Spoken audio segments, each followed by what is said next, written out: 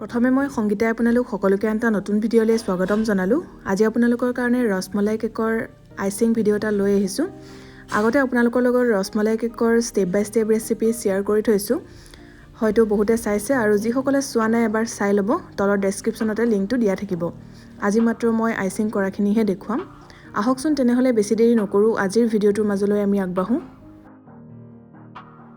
এয়া টাৰ্ণ টেবুল এখনত কেক বেছ এখন পাতি ল'লোঁ, তাৰপিছতে অকণমান ক্ৰীম লগাই লৈ কেকৰ এটা ফাল দি দিছোঁ।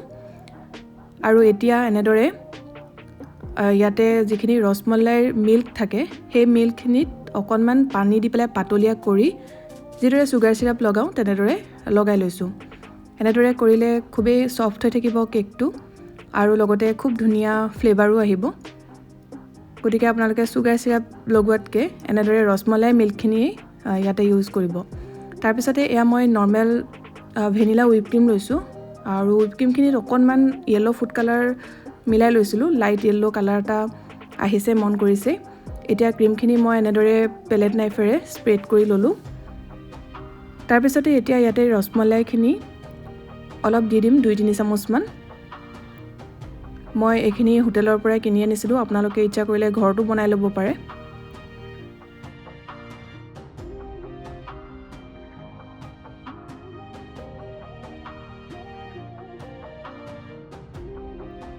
এতিয়া ইয়াতে ৰসমলাইৰ যিখিনি ৰসগোল্লা থাকে সেই ৰসগোল্লাখিনি অলপ এনেকৈ টুকুৰা কৰি ইয়াতে দি দিছোঁ কেকৰ ফিলিঙত। আপোনালোকে ফিলিঙত ড্ৰাই ফ্ৰুটছো ব্যৱহাৰ কৰিব পাৰে।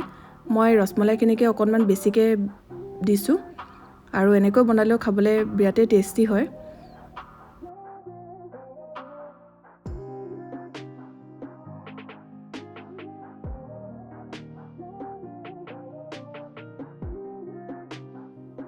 এতিয়া ইয়াৰ ওপৰতো অকণমান এনেদৰে ক্ৰীম দি পেলাই পাতলীয়াকৈ লেয়াৰ এটা দি দিছোঁ। তেতিয়া কেকৰ ইটো ফাল দিওঁতে ধুনীয়াকৈ লাগি ধৰিব। তাৰপিছতে কেকৰ আনটো ফাল দি দিছোঁ। অকণমান এনেকৈ লাইট প্ৰেছাৰ এটা দিব। তাৰপিছতে ছাইডৰ যিবিলাক ক্ৰীম দেখিছে ওলাই আছে সেইখিনি এনেদৰে সমান কৰি ল'ব।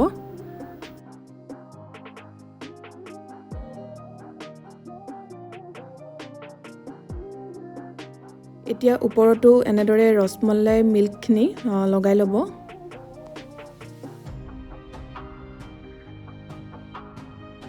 তাৰপিছতে ক্ৰীম এপ্লাই কৰিছোঁ। আপোনালোকে ইচ্ছা কৰিলে অলপ পাতলীয়াকৈ লেয়াৰ এটা দি লৈ 10-15 মিনিটমানৰ কাৰণে ফ্ৰিজত থৈ পিছত ফাইনেল লেয়াৰটো দিব পাৰে। মই একেবাৰতে এয়া লগাই লৈছোঁ। দেখিছে পেলেট নাইফেৰে এনেকৈ স্প্ৰেড কৰিছোঁ।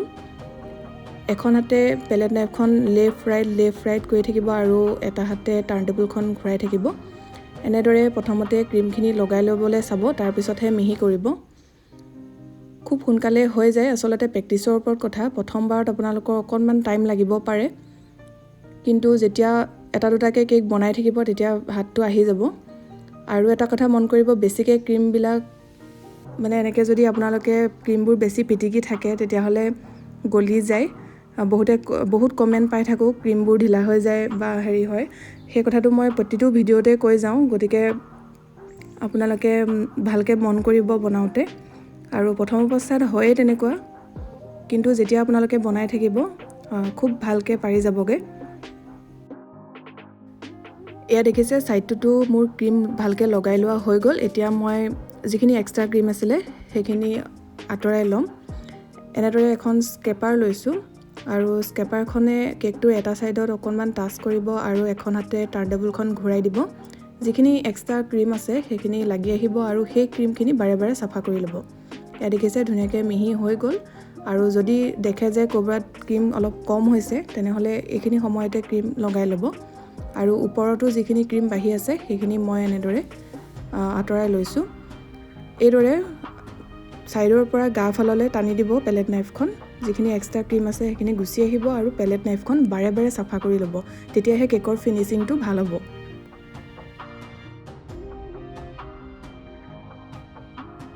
এতিয়া মই এডাল এনেধৰণৰ ছিলিকন বাৰ্ছ লৈছোঁ আৰু বাৰ্ছডালেৰে ছাইডটোত এটা ডিজাইন দিম। এনেদৰে দেখিছে কেকটোত আলসুৱাকৈ টাচ কৰিব আৰু এখন হাতে টাৰ্ণ টেবুলখন ঘূৰাই দিব। এইদৰে জিগজেগ পেটাৰ্ণ এটাত বাৰ্ছডাল অকণমান আগা পিছা কৰি থাকিলে হৈ যায়। খুব ধুনীয়াকৈ পেটাৰ্ণ এটা বহি যাব আৰু ওপৰতো তেনেদৰে আপোনালোকে এটা ডিজাইন দিব পাৰে, কিন্তু মই আজি কেকটোত যিটো ডিজাইন দিম ওপৰত একো নকৰিলেও হয়। তথাপিও আপোনালোকক দেখুৱাবৰ কাৰণে মই এনেকৈ কৰি দিছোঁ। এতিয়া যিখিনি ক্ৰীম বাঢ়ি আছিলে তাত মই আৰু অকণমান য়েল্লো ফুড কালাৰ মিহলাই ল'লোঁ। দেখিছে অলপ এতিয়া ডাৰ্ক হৈ পৰিছে কালাৰটো। এতিয়া মই এইখিনিৰে কেকৰ ডিজাইনটো দি ল'ম।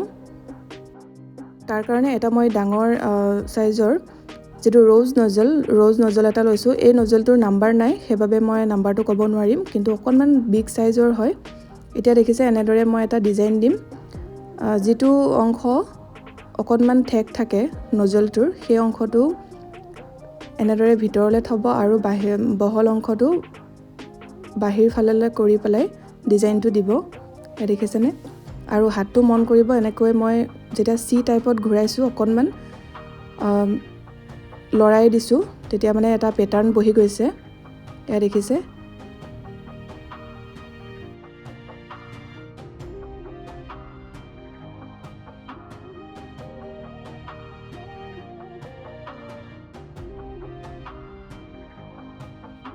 এতিয়া মই একেটা ডিজাইনকে ৰিপিট কৰি গৈছোঁ, মন কৰিছেই।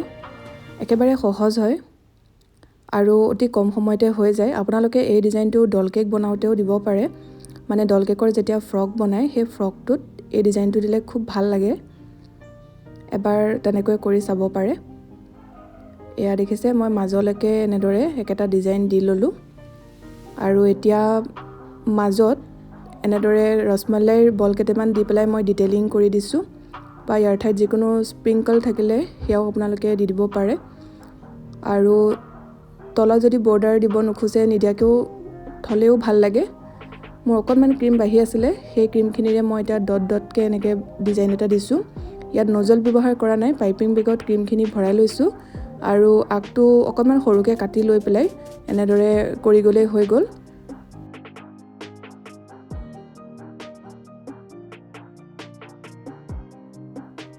এতিয়া গল্ডেন চুগাৰ বল কেইটামান ওপৰত এনেকৈ ছটিয়াই দিছোঁ। লগতে গোলাপৰ পাহি দুটামানো এনেকৈ লগাই দিছোঁ, তেতিয়া দেখিবলৈ খুব ভাল লাগে। আপোনালোকৰ ওচৰত যদি ড্ৰাই ৰ'জ পেটেল থাকে তেনেহ'লে সেয়াও লগাব পাৰে। মই নেচাৰেলটোৱে লগাইছোঁ। ভালদৰে ধুই লৈছোঁ।